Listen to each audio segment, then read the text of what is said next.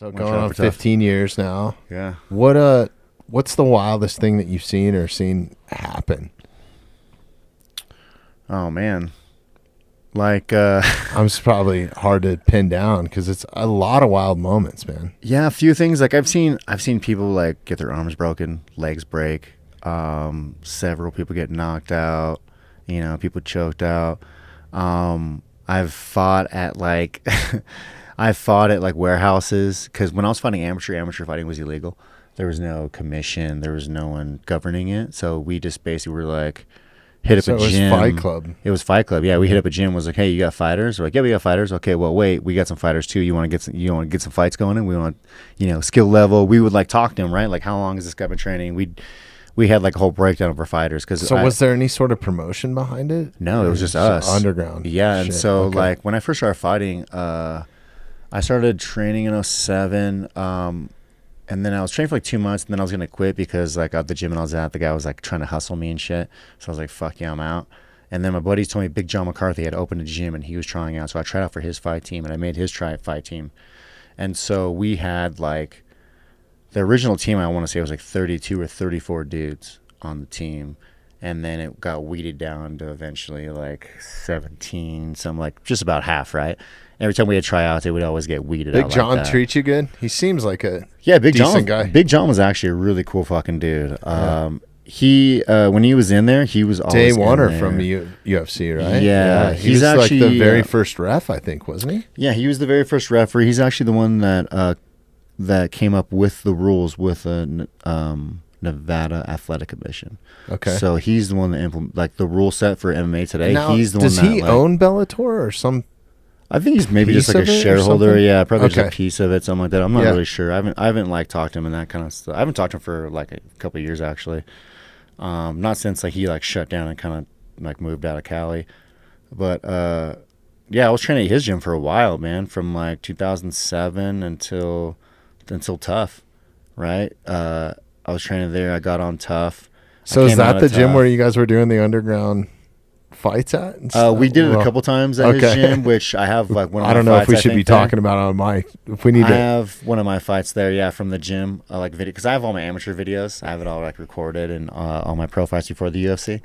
Hell yeah. So I have all that stuff. Do you have a YouTube channel or something? Yeah, I do have a YouTube channel. Yeah, yeah. All right. And then so if you go into YouTube, and I think they're probably still named like look for like victim number like a £. I am victim. Victim number 1. There you go, right there. Victim number 1. Tough interview. Oh, there's one right there. Okay, that's me. That's one of my pro fights in the blue boxing ring. That's my channel right there. Click on my channel. Maybe it'll be on there. It'll show you what's there. So it's From Hell Pichel is the channel. Yeah. Go to try video. Oh damn, you got dirt bike shit on here and all.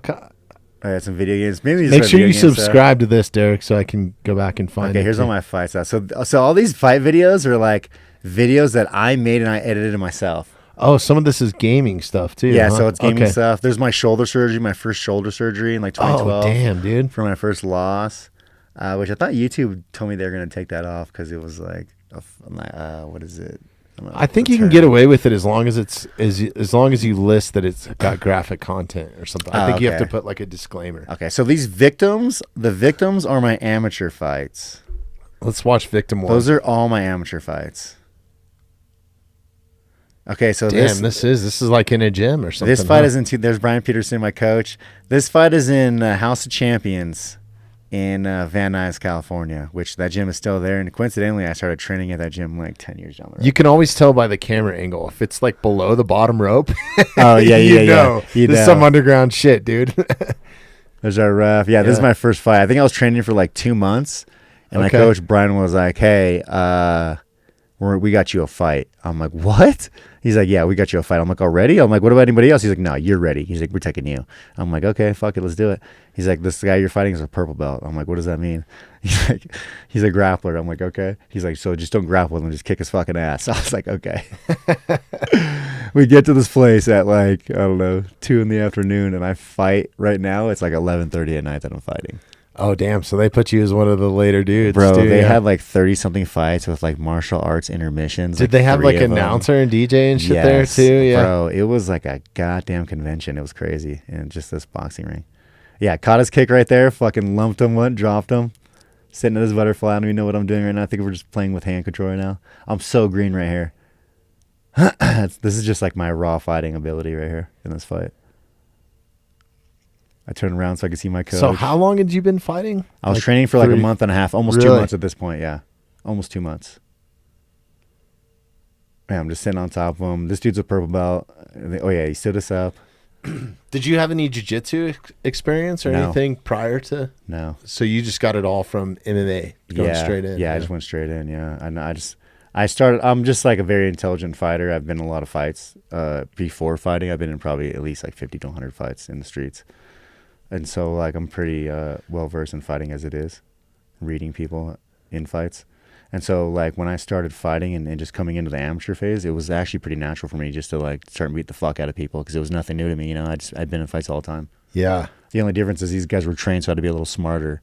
I had to actually think when I was fighting. Well, and you probably had to hold yourself back from doing some illegal shit, right? I mean, because that's a big thing with street fighting. I think a lot of people have the misconception that if they get trained in jiu-jitsu or taekwondo or whatever it is, that they're going to be able to kick anybody's ass in the street. Yeah. And then you meet somebody that unconventionally knows what the fuck they're doing, they will fuck you up, dude. Yeah, and so a funny story is when I got introduced to fighting.